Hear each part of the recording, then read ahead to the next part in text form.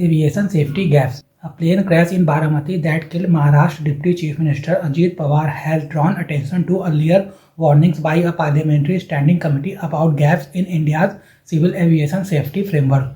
Month before the accident, a parliamentary standing committee had flagged serious concerns in a report tabled in Parliament in August 2025. The panel cautioned that India's rapid aviation growth was outpacing regulatory oversight.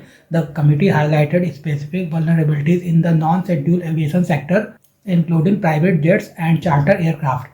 It noted that while this segment has expanded quickly, safety oversight and enforcement mechanisms have not kept pace. Drawing a contrast with scheduled commercial airlines, the report observed that airlines operate under highly standardized and tightly regulated systems, whereas private and charter operations show uneven compliance, increasing safety risks. Private and charter aircraft safety under scrutiny. Concerns over maintenance and safety practices. The parliamentary committee raised concern about maintenance standards, documentation, and operational controls among non-scheduled operators.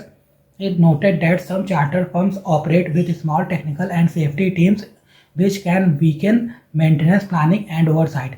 Need for stronger DGCA oversight. The panel urged that DGCA to step up surveillance of private and charter aircraft through surprise inspection and more frequent, stricter audits to ensure compliance with safety norms. Gaps in operational support systems. Unlike scheduled airlines, smaller operators often lack layered operational control centers to support pilots, especially during bad weather or diversion. This absence was flagged as a key safety vulnerability.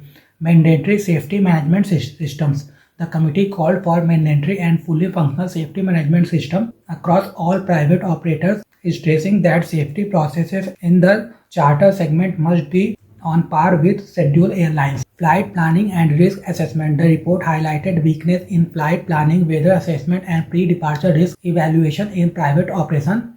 It states that alternate planning and real-time operational oversight should not be compromised simply because flights are non-scheduled. Aviation regulator under strain. The parliamentary committee flagged that the DGCA is overburdened, facing manpower shortages and expanding responsibilities that often force it into a reactive approach to safety oversight. It recommended strengthening technical staffing, improving training, and adopting data-driven predictive risk assessment tools. The report warned that rapid fleet expansion, new airports, and rising aircraft movement require parallel enhancement of safety surveillance, or else the margin for error in civil aviation will continue to shrink. ATC capacity and fatigue risk. Controllers under rising workload. The parliamentary committee described air traffic control (ATC) as the backbone of aviation safety and warned that controllers at busy airports are managing dense traffic without matching increases in manpower,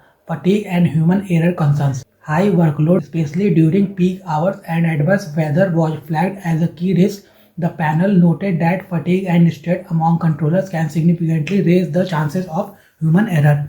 Need for staffing and system upgrades.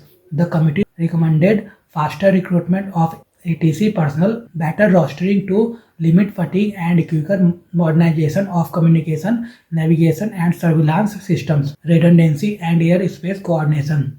It also stated the importance of system redundancy and smoother civil defense airspace coordination to ensure safer and more resilient air traffic management.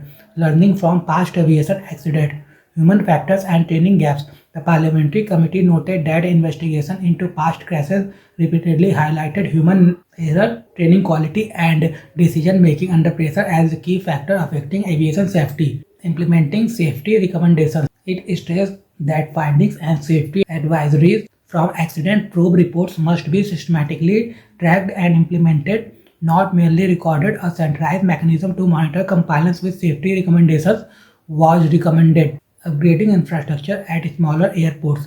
The report also flagged the need to upgrade infrastructure at smaller airports as operations expand under regional connectivity schemes. Improvements are needed in runway safety areas, navigational aids, and emergency response system to match rising traffic levels. Growth must not outpace aviation safety. The parliamentary panel cautioned that India's rapid aviation growth must be matched by equal, if not greater, emphasis on safety. It warned that expansion without strengthening oversight, ACT capacity, and operator discipline, particularly in private aviation, could heighten systemic risk.